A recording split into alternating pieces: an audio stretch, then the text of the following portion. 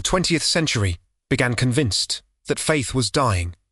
Empires were collapsing, laboratories were replacing monasteries, and war was about to tear Europe apart. In universities and newspapers, men spoke openly of a future where miracles belonged to legends and God would slowly be pushed out of history. And yet, for 50 years, in a stone monastery in southern Italy, a man would bleed from his hands while the Vatican watched. Doctors would examine him.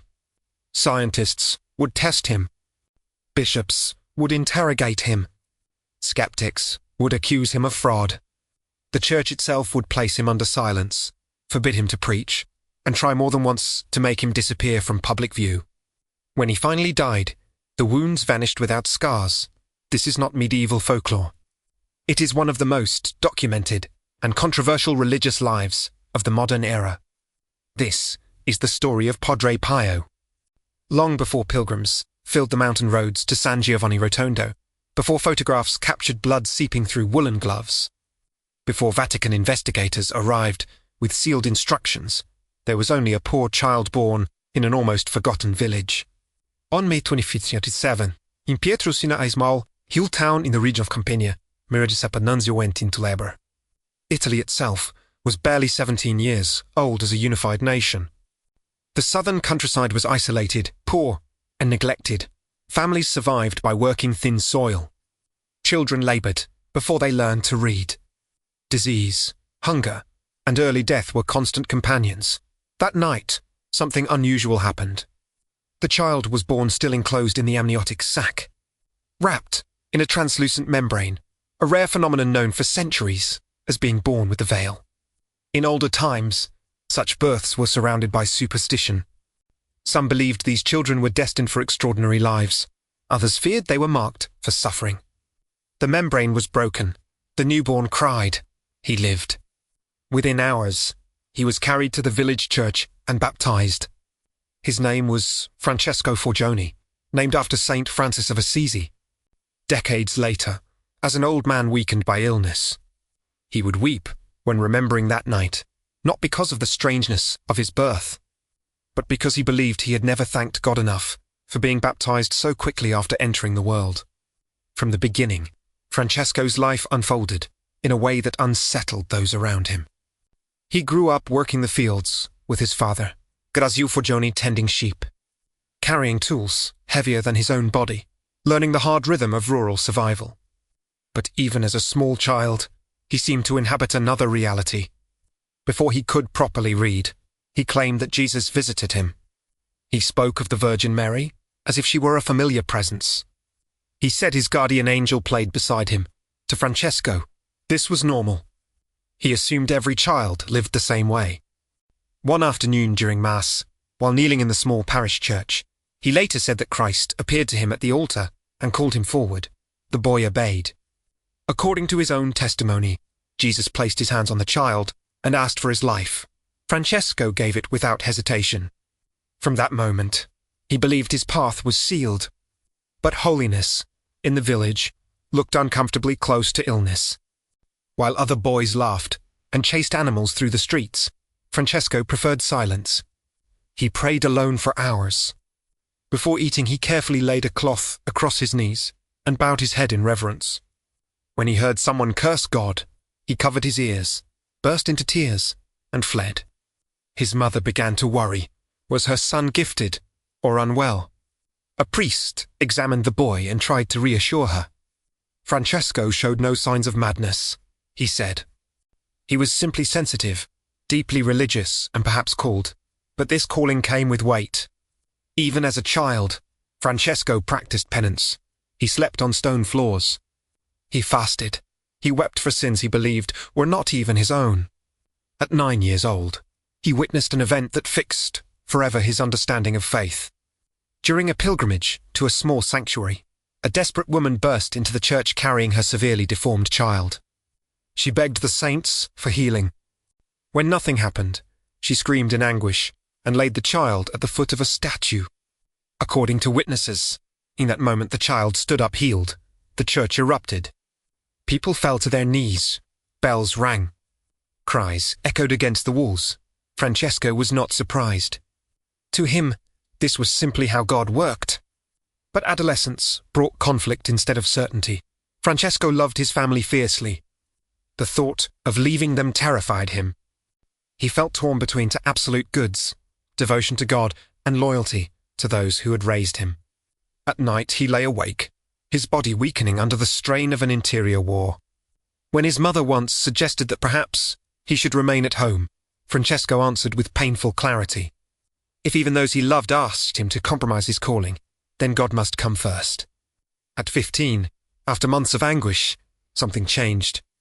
During prayer, he experienced a vision. He later described being led into a vast field, where angels clothed in white faced dark figures, twisted by hatred. Between them emerged a monstrous presence, overwhelming and terrifying. He was told to fight. He believed he would fail. But he did not. And when the battle ended, he was promised a crown, not yet, but one day. From that moment, he understood that suffering would not be accidental in his life. It would be central. On January 6, 1903, Francesco left home to enter the Capuchin order. The silence nearly broke him. Novices were forbidden to speak. Letters were restricted. Consolation was deliberately stripped away so that only God remained. When his parents visited, he could barely lift his eyes to them. His father erupted in anger, demanding to know why his son was being treated like a criminal. Only then was the silence lifted. Francesco collapsed into his father's arms and wept. In 1904, he took his vows and received a new name, Padre Pio. He was not a brilliant student. His health was fragile. He suffered fevers, coughing fits, and mysterious collapses. Doctors diagnosed him with aggressive tuberculosis. Several declared that he would be dead within weeks. He survived every time. Stranger things followed. Padre Pio reported violent attacks during the night, invisible blows that left him bruised. Other friars heard noises in his cell. He claimed to see apparitions and hear voices. He said that at times he appeared in places he had never physically visited. Beside dying soldiers or women in labor hundreds of kilometers away, some brothers believed him, others feared he was ill. The church watched quietly. In 1910, believe he was close death, superiors early. Less than a month later, while praying beneath an elm tree near his family home, Padre Pio felt searing pain in his hands. Red marks appeared, then vanished. The pain did not. For 8 years, he said nothing. Then war came. Italy entered the First World War, and Padre Pio was drafted multiple times, only to be discharged again and again as unfit for service. In 1916, he was sent to a remote monastery in San Giovanni Rotondo. He believed it would be temporary. It would become his prison. On August 5, 1918, while hearing confessions, he experienced what mystics call the transverberation, a piercing of the heart so violent he believed he was dying. Weeks later, on September 20th, after Mass, while praying alone before a crucifix, everything changed. He saw Christ, wounded and bleeding. He was invited to share that suffering. When the vision ended, blood flowed from his hands, his feet, and his side. The invisible wounds had become visible. For the next 50 years, Padre Pio would bleed. And the church would not celebrate, it would investigate. At first, news spread quietly. Pilgrims began to arrive. Doctors were summoned. They examined the wounds carefully. They noted that the blood smelled like perfume. They tried bandages, ointments, chemical tests. The wounds refused to heal. They never became infected. They bled almost continuously. Skeptics accused him of using acid or iodine. The Vatican sent inspectors. Confessions were monitored. Letters were opened. Witnesses were questioned in secret. In 1922, the Holy Office opened a formal investigation. Reports described the friar as dangerous, hysterical, possibly fraudulent. Soon, restrictions followed. Padre Pio was forbidden to celebrate Mass in public. He was forbidden to hear confessions. Pilgrims were turned away. For months, he was effectively imprisoned in his cell, watched by superiors who recorded his every movement. The wounds continued to bleed. The crowds continued to grow. The accusations multiplied. Some said he manipulated women in confession. Others claimed he sought fame. The Church remained silent. Years passed. Doctors came and went. No infection ever developed. No scarring ever formed. Under pressure from the faithful, and after new examinations, restrictions were slowly lifted. Padre Pio returned to the confessional. And what followed only deepened the mystery. Thousands claimed he could read souls. Penitents said he revealed sins they had never confessed. Others swore they saw him in 2 places at once. The Vatican continued to watch. Files thickened. In private correspondence, some officials called him a saint, others called him a danger. Through wars, dictatorships, and revolutions, the bleeding friar remained in his mountain monastery, hearing confessions for up to 16 hours a day, his gloves slowly darkening with fresh blood. In 1968, after half a century of wounds, investigations, and silence, Padre Pio died. When his body was examined, the stigmata were gone. No scars, no traces.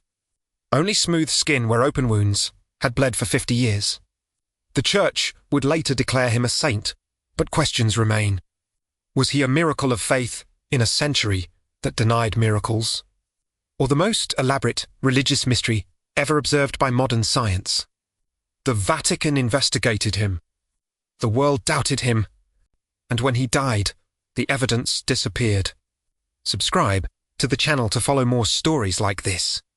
Like the video, share it, and leave a comment with your suggestions for future themes or historical figures you would like to see explored.